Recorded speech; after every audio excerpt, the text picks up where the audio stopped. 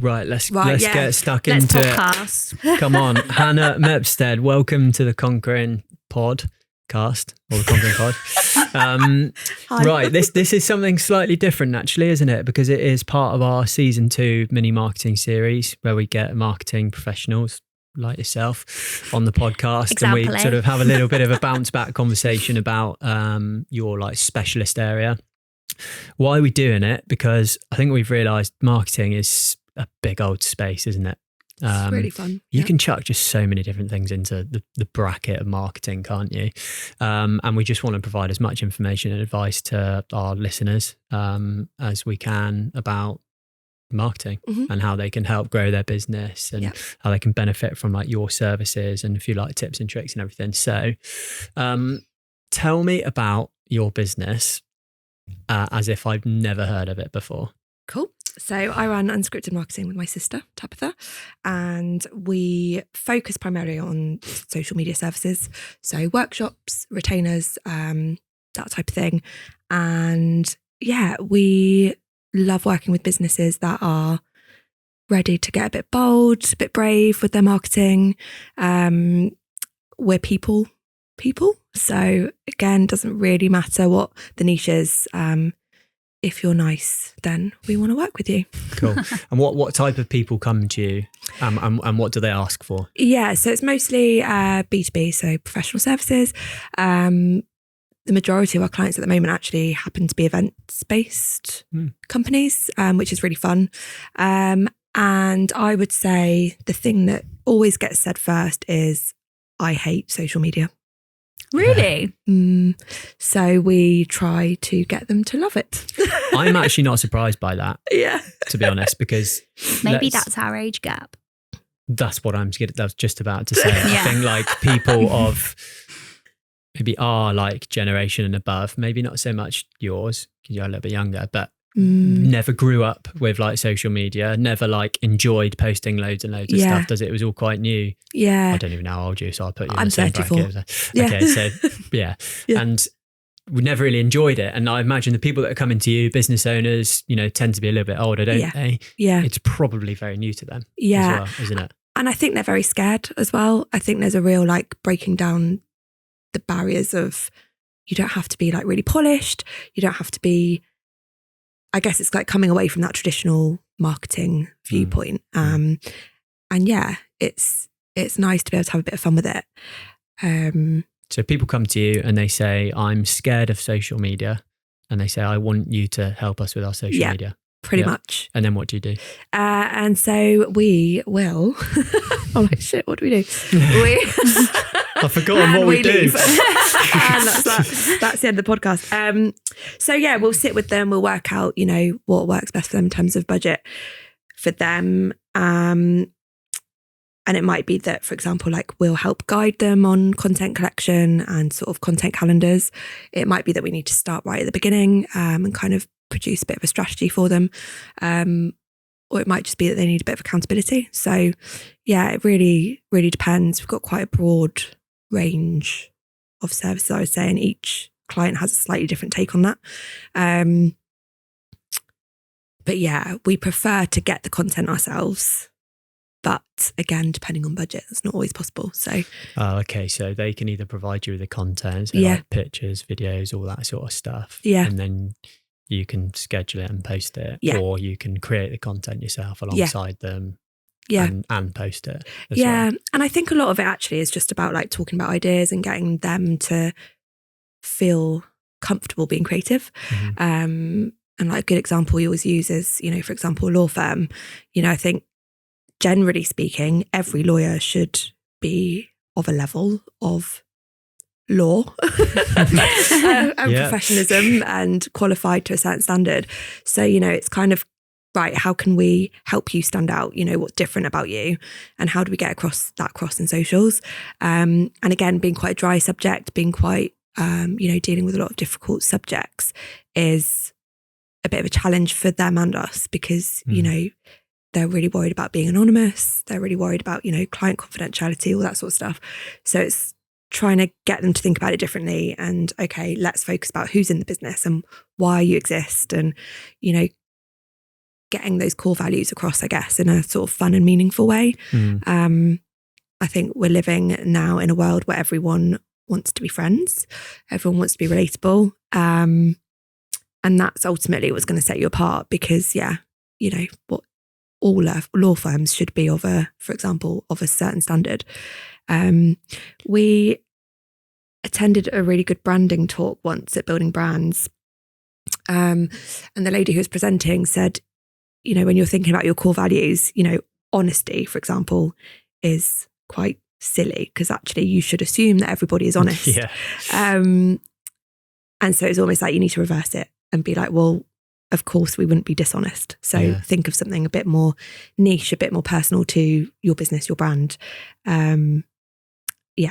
So when they come to you and let's like start right from the beginning and they want you to create content or either side, even if they have the content to send you, what do you advise them to create content around? Because I bet there's loads of people sat at home with a business thinking, flipping out, I don't know what to create content around. I haven't got a clue. So are there like a few pillars that you sort of work towards? Are there specific things that you work towards? Because that would really help people listening, sort of trying to create their own stuff. Yeah, so we'll look at, the first thing we'll do is look at their pillars. So, what content pillars are we going to base the rest of your calendar around? And honestly, as a social media marketing agency, we really struggle with our own marketing always and our own social posts. We overthink it. We worry that we're not getting the right things out to the right people. That's always the way, isn't it? Yeah. And so, we do this day in, day out. And we still struggle with that. So I totally empathise that it's like just a lot. I also think people don't stick with stuff long enough. I think that's something that we find, this is not the question at all, was it? No, that is a great point though. I absolutely agree. I absolutely agree with it because you try one thing, and we were just saying it a second ago, a nice glossy post. It might be the perfect thing in the strategy. It doesn't get a few likes for whatever reason. Maybe you post it at the wrong time or like algorithm, and you think, oh, bugger that, I'm going to have to move on to something else. Yeah, and I think it's really easy to get disheartened. I've got a really good example of why you should still keep posting. So Tabs and I were at a networking event a long time ago, and someone that we'd not met properly before came up to me, and she knew everything about my life. She knew everything about Tabs' life.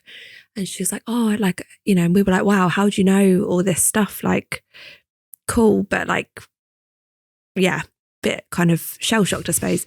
And she's like, oh, well, I've just been watching you on social media and, and she hadn't actually ever engaged with anything for whatever reason.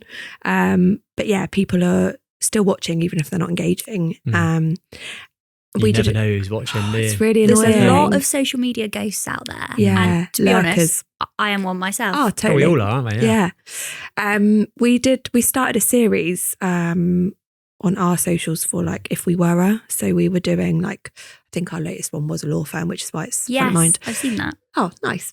Sorry, I didn't engage. I was going to say, where's your comment? You have a ghost. But we stopped doing it for a while, and we had quite a few people come to us and be like, oh my God, I loved those. When are you going to, you haven't done it for a while. So we've started them again because of that. But, again, we didn't think they were worth doing because people weren't really engaging with it, but they obviously were looking at it and enjoying it. So there's that element. So I'm a small business. I come to you and I say, right, what do I create content around? What sort of, what are these pillars? What do I create content around? Because I think you've just mentioned one, short and sharp. Yeah. You, yourself, people.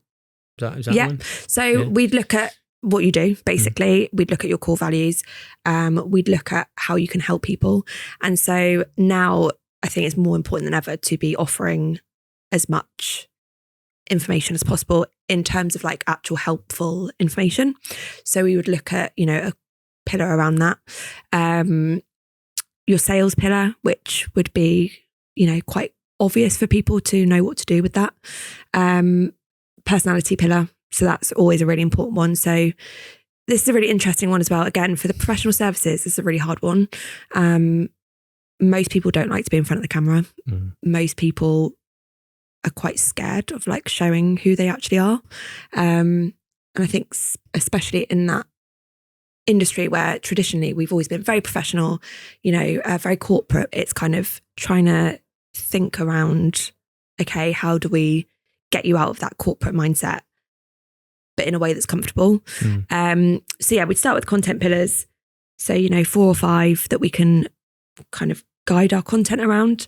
And then we'll put that into a calendar. And once we've then put that into a calendar, you can kind of see your spread of, right, this month we've got way too many community-based posts, for example.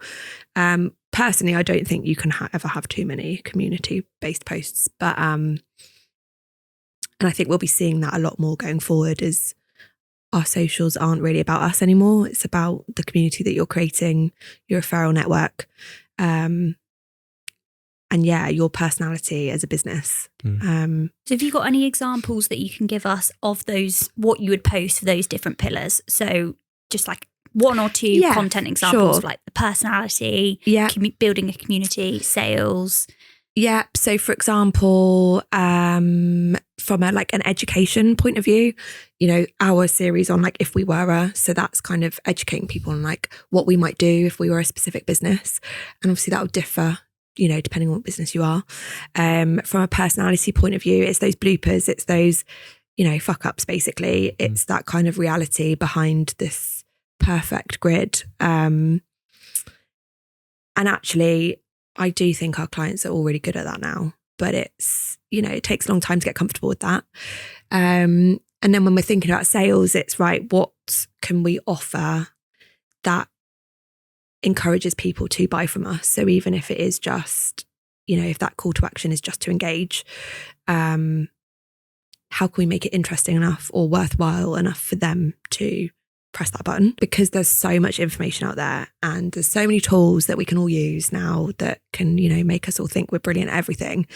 I think it's more important than ever to, be really human. And I think that's what everything always comes back down to. Because everyone's churning out the same shit, basically. Sorry. Amen. Fair enough. It's all the same stuff, isn't it? It is, and nothing's original anymore. It's really hard to come up with Well, it is, isn't it? Yeah. Because what are our pillars? Our pillars are employer branding. Yep. Lead generation, so sales. And then also just adding insight. So education. There are so 3 main ones. What do we post for those?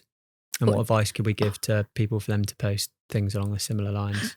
It is kind of similar, to be fair, but employer branding, we basically want to showcase that we're a great place to work. So we want people to come and work with us. So what would we post?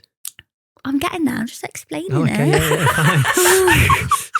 We would post behind the scenes of the office. We do a lot of like reels, fun days out that we go to, literally anything and everything. We went through like a vlog series. So we literally just videoed everything that we were doing in the office for a week, and that did really well. Sorry, can I just interject as well? Because that's really interesting. So I think a lot of companies, like one of the things Tabs and I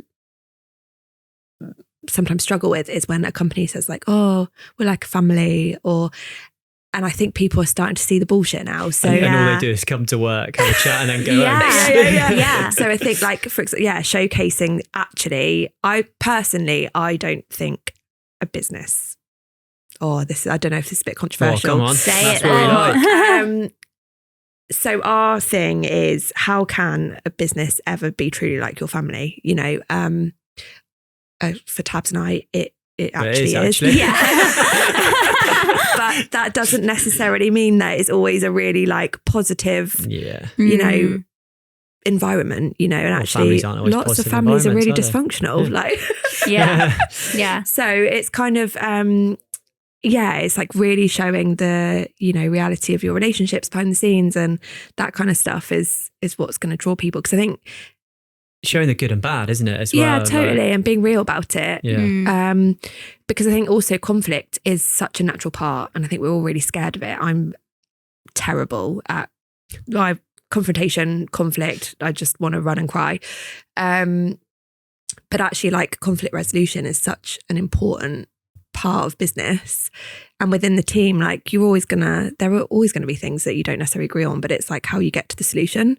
So even like showing that stuff, but a lot of businesses will really shy away from that because they almost, I think they feel like it's a failure, or they don't want to admit that there are problems. Yeah. You know. So we're saying we're like with the personal side and that pillar. Yeah, showing all the good stuff, but maybe showing like the bad stuff as well, or like the honest just side.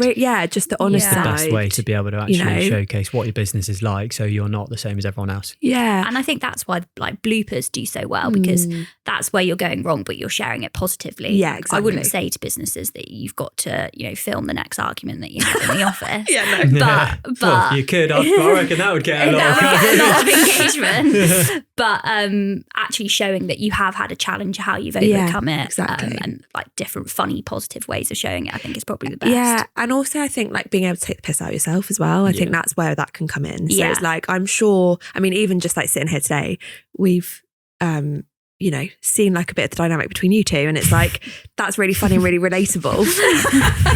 It takes a piss out of me all the time. Oh yeah. Yeah, I definitely thought it was the other way around, but cool. But again, that's, you know, you can have some fun with that. And I think actually that also can really improve relationships in the business as well, because you're all getting to know each other again. And So that's good. That's the playful side. So that's the playful side. Yeah. The educational side, well, because we're a recruitment business, we obviously market to consumers and to clients. So that's always been a bit tricky to be able to get the right like balance between that. But it has helped, because you can break things down and also do more. Yeah. So that's why you see Conquer everywhere. Well, I hope you see Conquer everywhere, definitely. because there's so many things to post about all the time. But we do a lot of like, we post all of our job ads, and we post why that would be a good job. We do a lot of like video value insights. So how to make your CV better, how to get a job faster. Yeah. But then also because obviously the people in the team speak to clients and candidates every single day, they actually have like a real insight into what's happening in the market. So them just doing their like update of what's going on is really valuable and insightful to people. And then for clients, we obviously know what candidates are actually looking for. So we put out a lot of blogs. And I think what a lot of people are doing at the moment with like the advice and like that side of things, they try to become thought leaders, don't they? Yeah. I like that. I think it's such a buzzword, isn't it? But that's I what a lot hate of people like work towards. Yeah. Well, do you know what I find so funny about things like that is like, and actually Tabs and I were having this conversation the other day, we're like, how do you decide, like who decides that you're a thought leader? Who tells you that? This is the thing. It's like, it's you can't totally just be a thought leader, can you?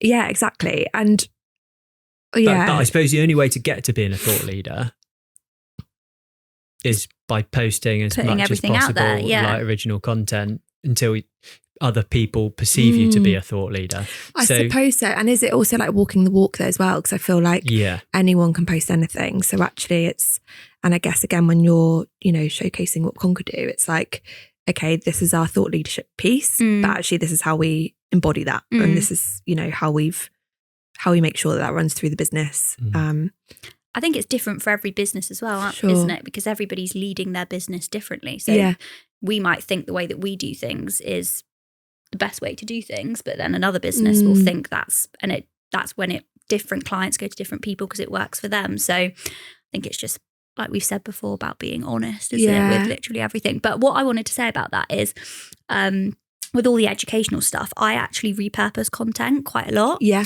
And I think that's good for social media. So everything that I put on our website, for example, I just regurgitate that into social media posts, basically. Yeah, totally. And I think that's really good for people out there, because I remember when I first started, I was like, oh my God, I've got to create so many different things and have so many different new ideas, when actually you can get so much out of just one piece of content. For sure. Do you guys do that? Yeah. And actually we are trying to get better at posting the same stuff. So, you know, we've got a property developer client, and they post about house types, for example. And, you know, we'll post different images, obviously slightly different content, but it's about the same house type over and over again, because people won't necessarily have seen it the first time, second or third time. That's it. And if it's something that you need to sell and you need to keep at, you know, the forefront of people's minds, like you do have to bang on about it. I think that's a good point about like repurposing content, because like, let's say it's a picture of the house. somebody might not have seen it the first time. A couple of weeks later, you can almost post that picture just with a slightly different message as well, can't you? So it's not like you have to constantly create organic content. Yeah. And also, you know, I think you were getting onto it, but like you create blogs, don't you? Mm-hmm. You know, you can post 50 different posts just from one blog with like one sentence almost, can't you? So it's all about getting the most out of it. When you do like your content creation, do you do like big like block days of like creating content and then just take loads of bits and bobs from it, or how do you do it? Yeah, pretty much. I mean, it depends on the client. So some clients want to pre-approve everything. Really? So yeah, Tabs and I will often, like, we spend a couple of days a month just going through all our clients' calendars, working out what we're going to post. And then, yeah, in terms of like content collection, we'll spend half a day with each client, you know, depending on how much they need. And then, yeah, Tabs will edit it all down and take from it what you can. Like we try to go with a plan. But yeah, as doesn't often go to plan. Yeah, we have to wing it. Every client's different. Totally, yeah.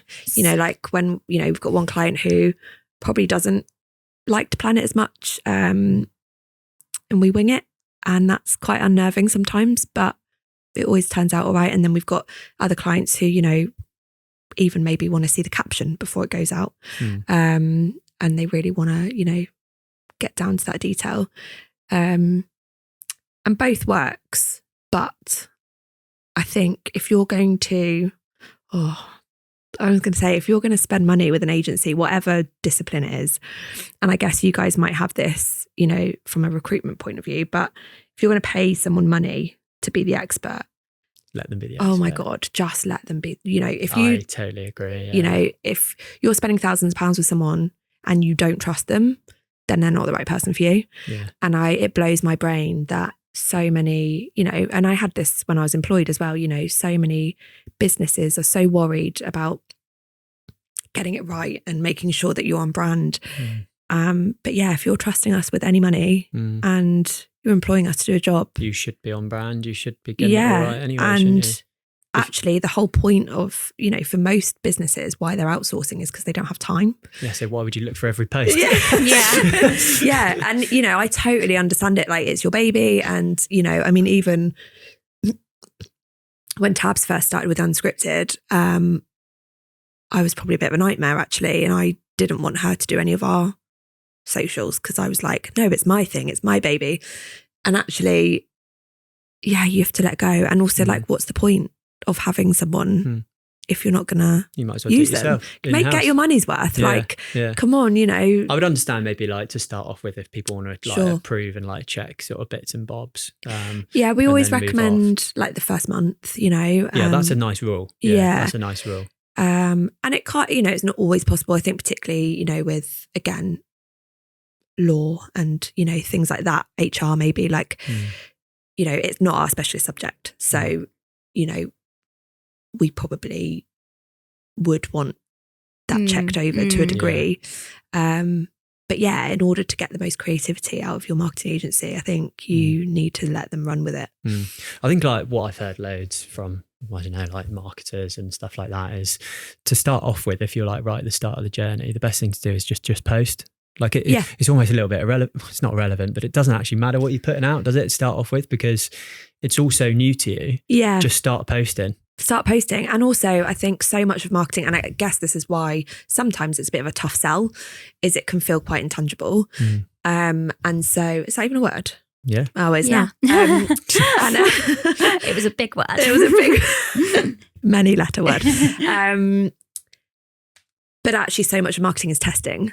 So it's almost easier for us if a client can come to us and say, oh, we've tried this, this and this, and it doesn't work. Yeah. And we can kind of figure out why it hasn't worked, rather than someone who comes to us brand new and hasn't tried anything, because, you know, the time to see if something's going to work can be a bit longer. And I guess that leads on to what we were sort of talking a little bit about earlier, about giving things time. You know, we often hear like, oh, I've tried everything and it's not working. And it's like, okay, but how long have you tried something for? And I think we touched on this a while ago about like organic versus paid.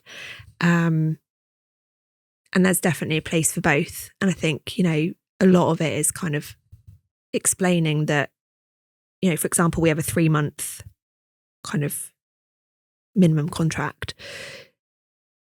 And particularly for smaller businesses, that's quite scary. But it's like, well, in all honesty, it's going to take that at least to see just anything. create an audience. Yeah, Mm. from Yeah. an organic point of view. Yeah. If you want quick, fast wins, go down the paid Go and route. pay for it. Yeah. But even then, you still need the organic stuff to back it up. Yeah, definitely. So, I'll tell you what we Yeah. haven't spoken about is, why are we posting on social media? Why do we Dunno, need to do it? yeah. Thank God, clear. Everyone Why else is are we doing it. posting on Yeah. social media? Well, I suppose that is a one answer, isn't it? Because everyone else is doing it. Don't Yeah. want to get left Well, behind. I think it's a really cost-effective way to get across your personality. And also, there's such a big audience on there now. It's just the way of the world, It's isn't just the way of the world. And I think it can really, it's almost like the gateway. I feel it's the gateway to your website or to your event or whatever it might be. And I don't know about you guys, but I automatically will check socials from a business that I want to work with, and see what they're doing and see if, what they're posting about aligns with what they've told me they do. And if there's a bit of a mismatch there, then that would be a bit of a red flag. Yeah, I totally agree. I think what we were saying about earlier, like generation wise, my Gen Z generation is that everything is on social media, and I personally think it's just made everything else redundant, like newspapers, for example. That is brave. I wouldn't. No, you didn't say you were going to say that on it.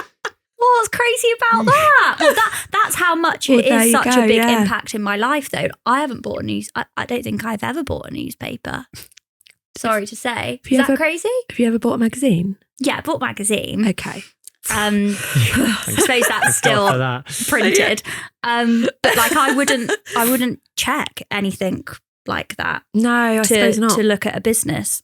It literally wouldn't cross my mind. No. I guess as well, it's like really the big thing about social media, which I probably should have started with, is that community management piece. So,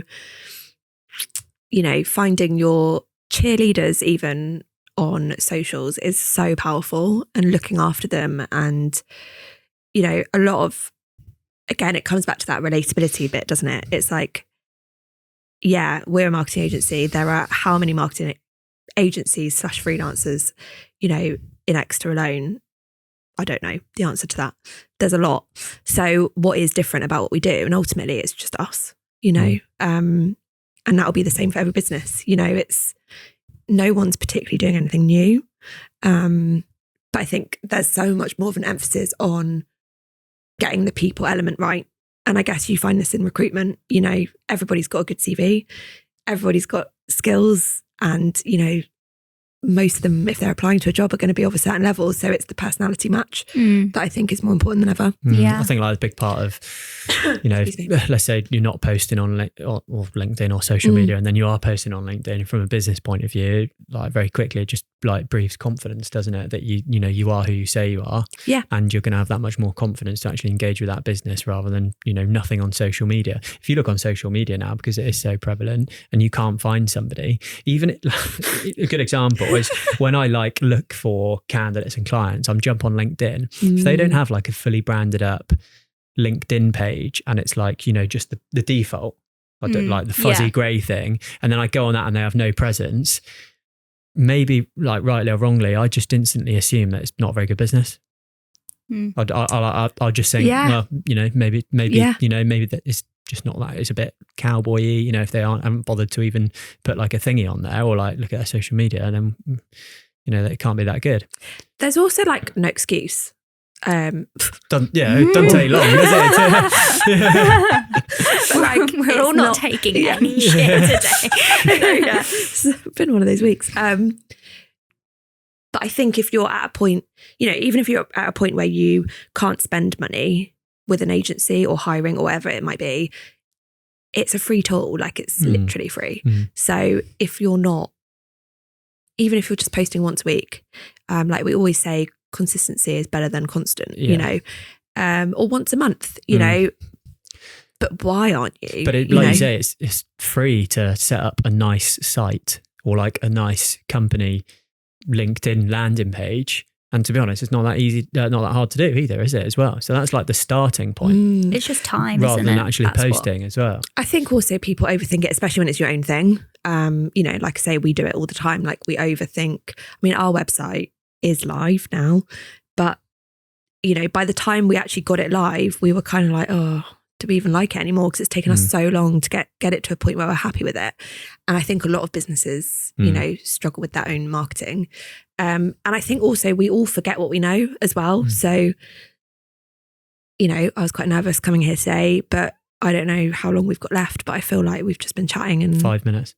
Literally. No. Okay. I'll tell you what is sorry, were you going to finish off that point? I was just going to say, I think, when you actually like step outside yourself and your business and see what you've done and see what you know,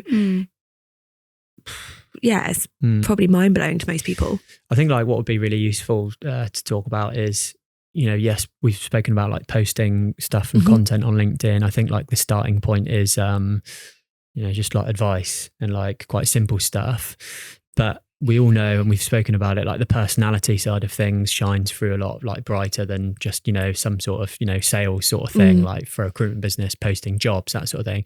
We get more traction from the personality side of things than that. What advice would you give to people that sort of want to do more of that personal side, that say, I'm not confident enough, I struggle putting myself out there? Because we definitely were there at the start. I'm not so worried about it now, like having my face on LinkedIn. I've never been like a LinkedIn, like a social media person. I don't really like that, but you just get used to it.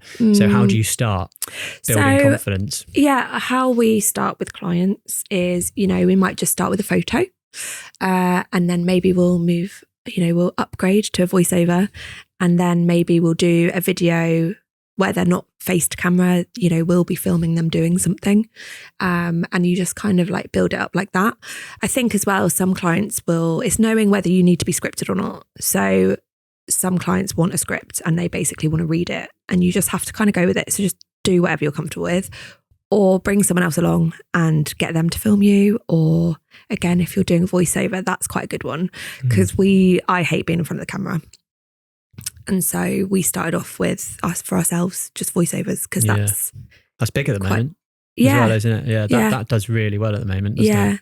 Well, I think people are getting a little bit bored of the talking heads kind of style of reel. I think we need to be getting a bit more creative. And so voiceover whilst filming your everyday or whatever is quite an easy way to do it. And also start with something that you're comfortable with. So for example, I don't know, sitting in front of the computer typing, like, just film yourself doing that for a bit. And maybe don't watch it back straight away or at all. Like, just post it, just go for it. You can always delete it. Or that's YOLO, isn't it, though? YOLO, YOLO. I think like a really good point there before you say something is doing something that you're confident and, well, maybe not confident, but comfortable with. Yeah. Because when we started out, it was pretty cowboy, but it was literally like a tripod, a video, like right in front of you there. You've got a little script that we wrote out, and then you've got to try and remember all of that, and then we'll try and edit it later. And that is probably like the hardest way to do video, isn't it? Like you're not comfortable, you're not confident. There's a lot of pressure. Yeah, the pressure. So what are like the least, the most comfortable ways of creating video for like content? And I know it's a bit of a luxury, but like just a conversation like this. Yeah, that's what we thought. That's like the easiest way to do it. So if you can sit down with somebody, or even have a conversation with yourself, like about something that you are confident and comfortable talking about, that's a great start. Yeah. And it can be like, it doesn't even have to be about the business or yourself. It can just be a little story, like it can be anything. And I think also what's good to remember is that movement is quite important as well. So, when you're thinking about how you're going to capture people's interest and keep them watching. So tabs often will be like, oh, just do a walking one, just do it as you're walking. And, that can be quite intimidating because you're like, oh, but I'm like in a field and there's a cow and what if they make a noise or blah. But actually, again, it's that reality. It's curiosity. Yeah, totally. Behind the scenes, we're all very nosy beings. We want to know what, particularly if we're people, we want to know what your daily routine is. Like what do you do when you first wake up? Yeah. I think it's also good to remember that you are your biggest critic and nobody else is watching the video the way that you're watching the video. We had to really tell ourselves that in the beginning, didn't we? Like, I'd be like, oh God, no, like my face is funny, like I'm pulling, I'm my hair's not right or something like that. Nobody cares. Literally no one cares. Nobody cares. At the start for me, I was just like, I hate it, but fuck it, post it, because nobody's watching that. Yeah. Like, nobody cares. Why, it's good to just get going, because actually at the beginning you don't have an audience, and actually that's your best time to practice. Yeah. And again, you can delete stuff. I know, like, you know, your digital footprint and all of that sort of stuff, but ultimately, like, unless you're, you know, doing something illegal or just morally really wrong, I feel like it doesn't matter. It doesn't matter. Yeah. And actually, the majority of people, I would say, are going to see you on camera and just admire that you've had the balls to get in front of the camera. Absolutely. And they'll be thinking, God, I could never do that. Okay, cool. So very quickly, mine, if people are wanting to create content, my best advice is to do something that you're very comfortable with to start off with. What's yours? Mine is to remember that you are your biggest critic and nobody actually is watching it the way you are. Good. What's yours? Love that. Just go for it. Just do it. Just do it. Just start. Just start. And best advice, isn't it? Wait, actually, I don't know if that is my best advice. Shit, we got 2 minutes. So I would say as well, just find someone that loves you and ask them to have a look over it, because they're going to be your biggest champion. Yeah, so. and they'll also be very honest, Yeah, which is what you need. Usually you'll get a lot of confidence from them, though, won't they? They will say good things. Yeah. I'm really keen to talk about any like campaigns that you've worked on recently that have done really well, or any brands out there that you think are doing really well at the moment, what they're doing, just a bit of inspo for people out there to listen to. Of course. So Duolingo, their socials are really weird, very on brand. Love what they're doing just because it's quite unexpected. What are they doing? They're just very like, so what was the one yesterday? I think they did a post about like Yapper language or something. So they've like created their own language and they're kind of making a joke about it. They've got this like green little thing that's their mascot. It's very aimed at, the mascot, and it's aimed at kids, I think, parents. And it's kind of, it's just not very serious, I think. It's quite silly. And when you think, it's a app to learn a language, you would kind of assume that it's quite dry, quite boring. Not many people maybe are going to be interested in that, but the way that they're marketing themselves is like, it's fun, it's easy. And they're doing a lot of different types of media. So, you know, they're mixing it up with video, carousels. And actually a lot of it isn't about the learning aspect of it. They've taken away what it actually is that they're selling. Yeah, pretty much. And it's more about the outcome, I guess. Have you seen Crumble cookies in America? They have you seen them? Yeah, you love talking about this, don't you? I literally haven't mentioned this. This is literally yesterday. God, why are you always talking about Crumble? Maybe somebody else. Crumble. Literally never said anything. I love Crumble. If Crumble become your whole personality. Yeah, apparently. Anyway, these Crumble cookies are big in America and they've done a collaboration with the Kardashians. And every member of the Kardashian family now has their own signature cookie. But what's been like popping off on social media in the last 24 hours is they've apparently missed a trick, because Crumble is spelt with the C, but everybody's saying that they should have spelt it with a K to make it a bit more like on brand with the Kardashians. So that's a collab that I'm seeing a lot at the moment, which I think is pretty cool. I also don't believe any of the Kardashians actually eat cookies. So no, that's fair enough. Yeah. Maybe it's not the best organic partnership there. But yeah. I think like cool. When the brands that are doing the best is they almost separate their content from their product. Totally. Don't they? So they post so much around just creating an audience, and it doesn't almost matter how they create that audience as long as it's always linked back and people are always like funneled towards that brand. Yeah. Do you guys follow Surreal Yeah, love that stuff. So They're there's mental, aren't they? I know, so annoying. Like I wish I'd come up with their campaigns because they're brilliant. And one of the things they did that I really loved was around the time of, when Oasis released their tickets. And I can't remember like what phrase they used, but they were something like, oh, it's the biggest relaunch since Oasis or something. And it was plastered everywhere. And I just think, they just use text as well. Like so much of their content isn't it? It's all like content. picture and carousel. They like give like really intrigue you to like move forward with the carousel, and like it's almost like just colourful boxes with text on it. Yeah. And they like, it's just really inflammatory. It's quite basic as well, actually. So but they're just being really honest. Yeah. That's what's good. They're like, we need some more sales, guys. Like, where are you at? Yeah. They massively take the piss out of themselves, don't they? Love it. Like, take the piss out of marketing just in general. Yeah. It's really funny. And I think, again, that is just the way we're going, I think, with community. And, I think we're all a bit sick of the sort of cookie cutter, perfect posts. We're all trying to just connect like on a deeper organic, level. fresh, isn't it? I've got a couple of funny ones. One that we always talk about is Ryanair. Oh yeah. Oh my God. Their content is so funny. But they like lean in so well to like what they are and what people perceive them to be. Yeah. So maybe that is like good advice for like businesses, how are you perceived, or what like sort of business do you want to be and like properly own it? Yeah. And they've owned like being a really cheap budget airline. Like they know what they are and they properly shout about it. And it is so, if nobody is following Ryanair on like Instagram or whatever it is. And also who else does that really well? Like Aldi, Lidl, when they have I just think it just makes the marketer and me very happy. Going into more like reactive marketing, isn't it, as well? Like jumping on trends, what's happening. That's when brands like go viral, basically. And like you were mentioning earlier, and we were sort of talking about it, and I keep hearing about it, but like all like social media is going like more organic. Like you just said, like people don't want always like really clean, fancy, mocked up bit of content. And I just saw like the best example of that on like the biggest scale is, I think it was 2 years ago, Kanye West bought one of the adverts on the Super Bowl, which like notoriously like 8 million, like thousands and thousands, millions worth of pounds. And he did a whole minute video of him just in a hoodie in the dark talking about his new launch and his new brand on his iPhone, and just posted it.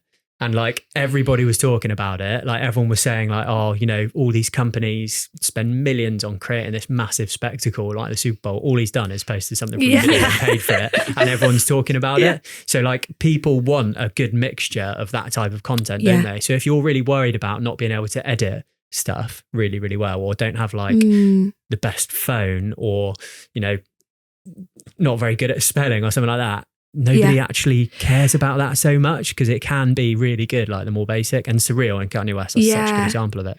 And one of the things that we have to like stay true to ourselves about, and I sometimes get a bit wrapped up, is like we don't have the latest equipment. We don't have loads of equipment. So our whole thing is like, we ideally will go into a business, we'll work with them for 6 months to a year, and then we almost give them the confidence and skills to kind of do it themselves. And I think, a lot of what we do is, we're not videographers, we're not photographers by any stretch of the imagination. I think it's been really clear that if that's what you want, if you want that really polished content, there's other people out there for that.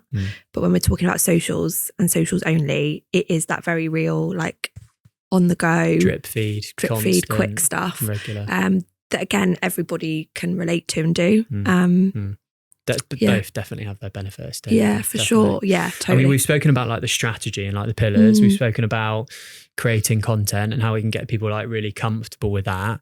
But then moving on to like, you've got the content and actually posting it. What are like the tips and tricks of doing all of that? Because lots of people say different things, don't they? And are there like tips and tricks? Yeah, I think to a degree. I think the problem with their social media algorithms is that they're constantly changing, and we never get notified what those changes are. So, one day you'll suddenly see that feature that you've got really used to is gone, and you've had no warning.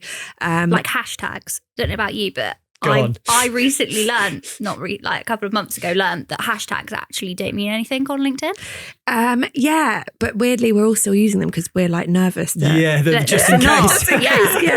And actually, I guess this is where like SEO might, comes into it. Is that I think social media platforms now, they're relying a lot more on the content within the caption to determine, what your content's about. But engagement around the time of posting is probably the biggest thing that I see people not do. Which again, I know everyone's like busy and doesn't have a lot of time, but if you can be active, around the hour, or even if it's just half an hour of time of posting, I think you'll notice a big uplift. Oh, okay. I don't think I've heard that before. So, really? Yeah. So post, and then around that sort of time that you've posted, if you're engaging, commenting with other bits and bobs, that will hopefully boost other things as well. Yeah, that makes sense. Yeah. And Instagram specific, share your posts to stories as well. So your stories get shown to a different audience to your posts. So if you're sharing your posts, you're giving it, that a better chance of getting seen. And also it is just another format, I guess. Yes. And I would also say, we see it a lot and I understand why people do it. But it's quite old school now where, for example, if you've been to a networking event and you tag every single person that you might have seen, I think we're getting a bit wise to it now that is a engagement tactic. So a better way, or I would say a better way of doing that is, tagging people in the photo instead of the actual post. I was just about to ask that because that used to happen a lot. I remember like the early days of LinkedIn, you'd have a picture and there weren't usually many pictures, but there would be pictures and you would hover over the pictures on your screen and people would be tagged on that so you could actually see who they were.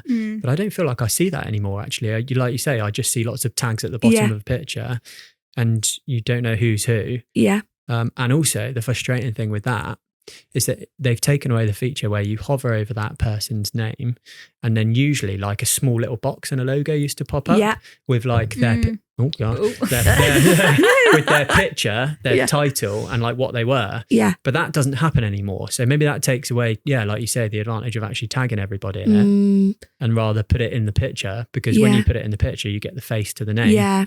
Yeah. And I think as well, it just feels like a nicer way of doing it. The only thing that I would say is that sometimes notifications are a bit iffy, is what I found on LinkedIn anyway. So again, it's just testing those and seeing what works for your audience, seeing what people prefer. I think go on, sorry, you were going to say. No. Nope.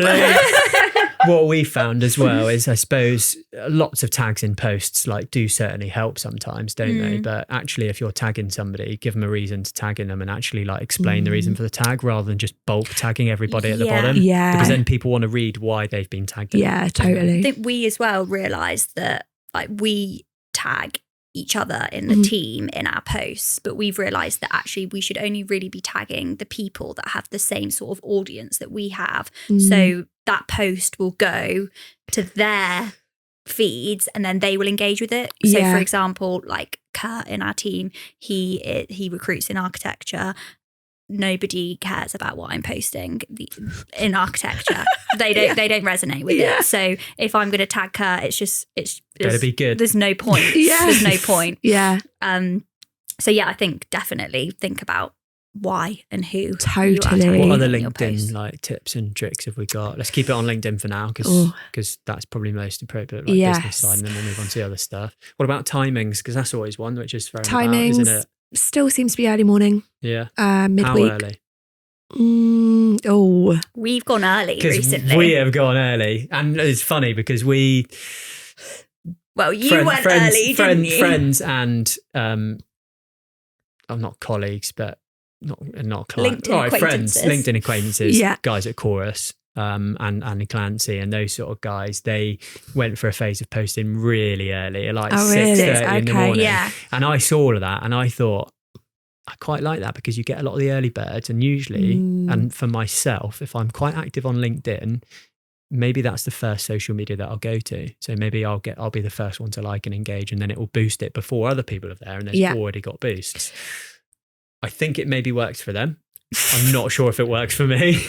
I posted a few 6:30 jobbies and like Jevon was like, "Yep, free posts are out before 8 o'clock." I was like, "Jevon, nobody is engaging with 3 of your posts." I was before trial and 8. error. It was trial and error. As And in it might like have been 3 two. at the same time, like 3 I think I put on the 2 same day. posts. Yeah. I You think I did put like 2 one at posts out 6:30, one at 7, one at 7:45. something like that. Yeah, and I tried to get things going. Yeah, so I was going to say, like, to be quite broad about it, 7:30 to 9:30, I would say. Yeah.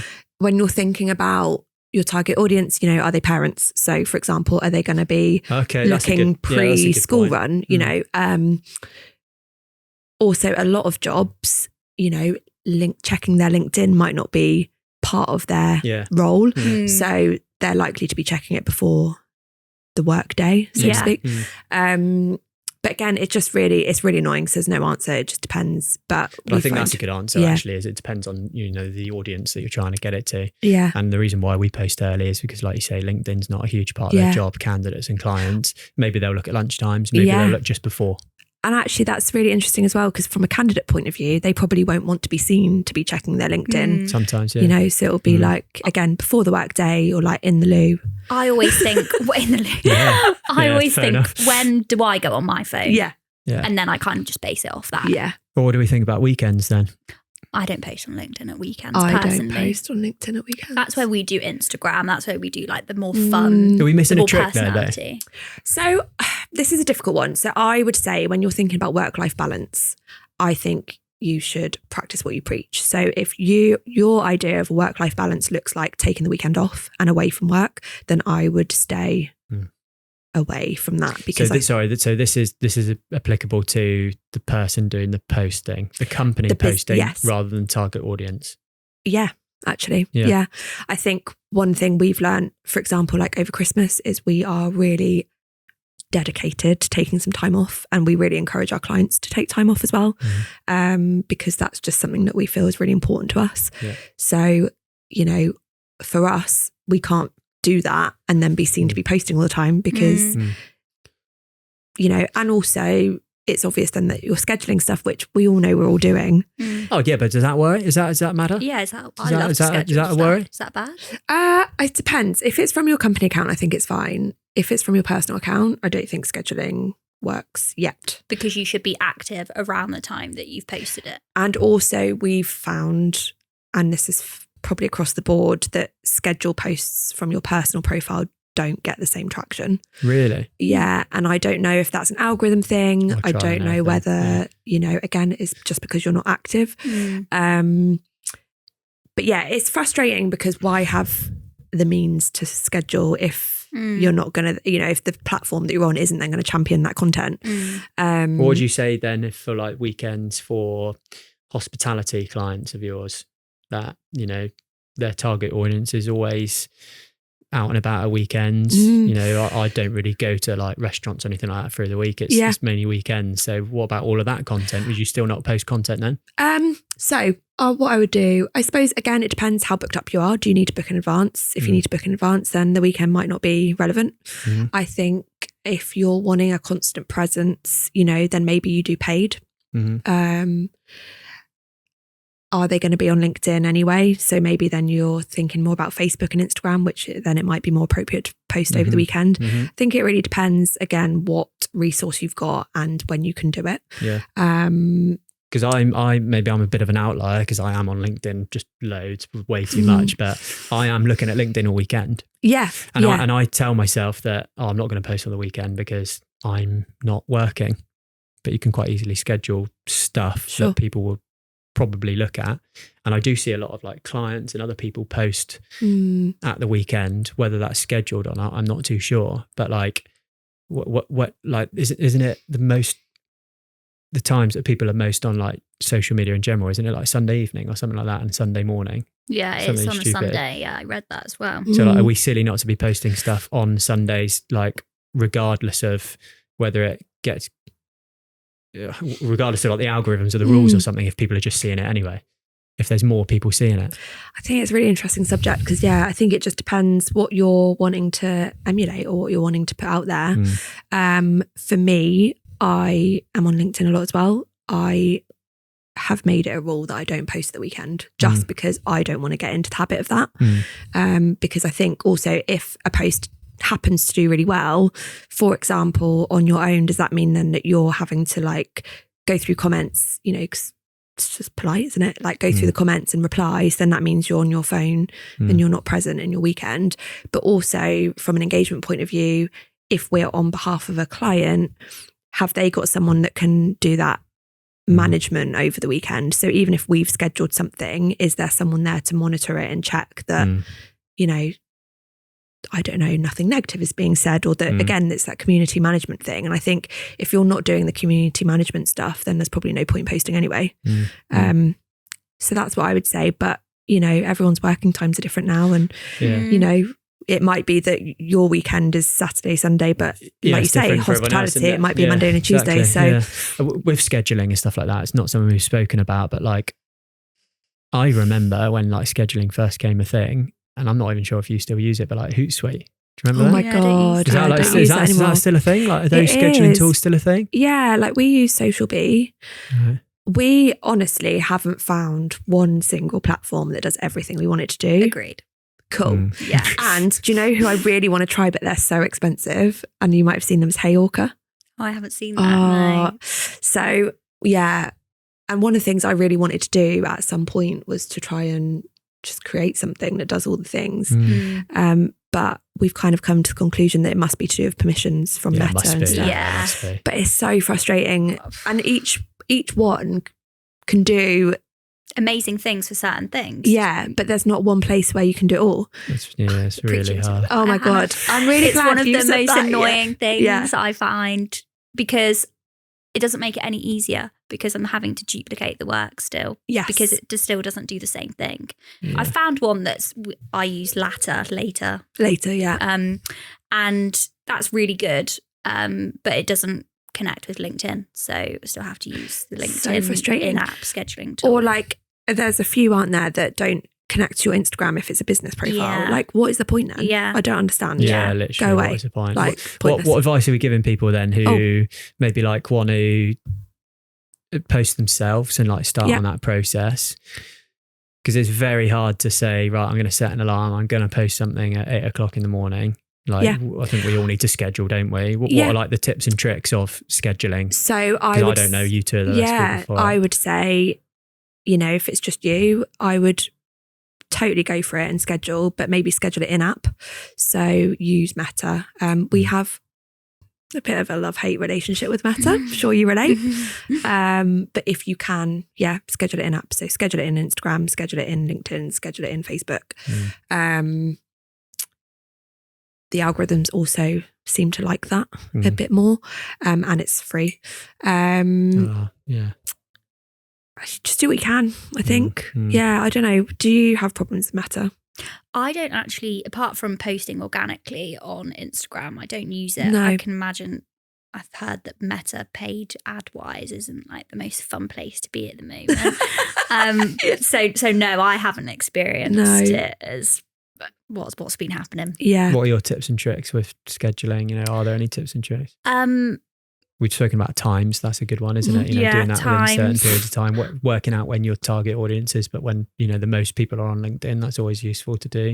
Yeah, I think just make sure with scheduling, especially, make sure you are actually tagging the people that you're wanting to tag in posts. If you are doing that, I know that sounds silly, but on the scheduling tool that I use, if it doesn't actually like come up with the name, like you have to make sure the username is correct. Too long, didn't read. No. So a few times I tagged like the wrong person. So that's probably other than the ones that Hannah said. I couldn't do my job, I don't think, without a scheduling tool. So totally. I love to schedule, and I think if you're just starting out, that's the easiest way to get into a consistent routine. Just blocking out, doesn't have to be long, an hour, one day a week, and just schedule 2 posts at least. Yeah. And at least you've got something going out. But I stand scheduling. I love it. You stand by scheduling? I stand by it and I stan it. Can that be the quote of can that be the name of this podcast? The podcast. I stand by scheduling. Yeah. Give me your best advice for this can be about anything that we've spoken about for posting on social media and getting started posting on social media. Just don't be afraid to be yourself. I think that is literally it. Like everybody has experiences and stories that everybody else will be able to relate to. And, you know, everybody has, it's going to sound so cringe. Everyone has magic inside them. And I think you just need to. That is cringe. I like it though. I like that stuff. No, I like that stuff. No, that is the title. That's here to stay, yeah. Everyone's got magic inside of them. Cool. Oh no, I'm so embarrassed right now. But it is true. And I think, you just need to find a way to be comfortable with that and let it out, you know. Because your community online are going to be there for you when things get a bit shit. They're going to be there rooting for you. And I think a really good piece of advice, it might actually have been Chris Bentley that said this to me, is that no one wants you to fail. Like everybody actually wants you to do well. So just go for it. My one last question to you. No, Hannah. your best bit of advice. So we're going. Oh, around. sorry. God. Sorry, we're going around. Oh, my best bit of advice for social media posting is to Schedule. That's genuinely what I'm thinking. But I won't say that. Did you say mine? Mine. My best bit of advice. Yeah, and you've already said it, and I've said it so many times in this podcast, but it is just literally start. Like get something up there, because you're extremely naive to think that your, you know, first post or even like your first 10 is going to be as good as somebody that's, you know, 100 down the line. So just get going and then like tailor it from there. We've said it here already, but you know, probably not a lot of people are going to be looking at your content. So it's the best time to like learn your trade, cut your teeth, actually start doing it. And cut then your you teeth. can, Interesting. it's a phrase. And like actually like work towards making your next piece of content better than the last one. And you Totally. only learn, I think, with social media, or you learn more with social media by actually doing it, because things constantly change. So you've just got to be, you know, finger on the buzzer and just keep doing it. Because so many people think, to finish off, so many people think they like, I'm going to wait until this time. This is the perfect time to start it. But to actually start building an audience, the sooner you start it, the sooner you build an audience. Totally. Love that. Agreed. My piece of advice is very actionable, not as from the heart as you two, but it's actionable piece of advice is to create a piece of content and try and repurpose that at least 3 ways, because that is 4 posts that you can do just off the back of one piece of content. Oh, yours is so much more practical than ours. So that's my homework for you all. Yeah, I wish I'd thought of that. Like that. Well done. Yeah. Another question that I've got. Why should people outsource opposed to in-house? What's the difference? Time, energy, money. So welcome to my TED Talk. Boom, done. I think it's so important to know that you can't do it all. And having a third party come in and kind of look at your business with fresh eyes, see you for who you are and what you do, I think is really important when you're trying to think about creativity. You know, you want to be concentrating on your business and the bit that you're good at. So the bits that you're not enjoying or not as good at, like give it to someone else if you can. And, you know, it doesn't have to cost loads and loads of money. You know, there are always ways around it. And even just as a sounding board, I think we get so used to like being our own, you know, who do you talk to about stuff? So yeah, just start these conversations. And yeah, I mean, any marketing agency will be able to give you, I think, a fresh perspective on what you're doing. Leave it to the experts. Totally. Yeah. Well, I get it. It is. I think the biggest one is time for a lot of people, isn't it? And the unknown. So yeah, if you've got experts knowing what they're doing, coming in and being able to do that, that's great. And also what will take you, you know, I mean, for example, like Tabs is in control of most of the production. So she'll create the reels from the content that we've got. You know, it will take her half the time or maybe like a quarter of the time that it would take me, for example, to create a reel. And that's just because that's literally what she does day in, day out. So it's the most time efficient way of doing things. And, we'll spot opportunities that, the business owner or, whoever it is that's outsourcing won't. Great. Well, let's wrap it up there. I think Fab. if anybody wants any more information on social media, posting, marketing, Cool. Hanna Mepstead, Unscripted, and Tabitha. Yes. Tabs. Yeah. Sister duo. Yes. Check out the new website. Yeah. Check out the social media. Oh God, yeah. Check out the socials. Yeah. Check out some of your work examples, your Yeah. portfolio. Drop your message. Any questions? Totally. And if anybody wants to be held accountable to their first post, we are more than happy to do that. Cool. Perfect. Done. Cool. Love Thanks, guys. this.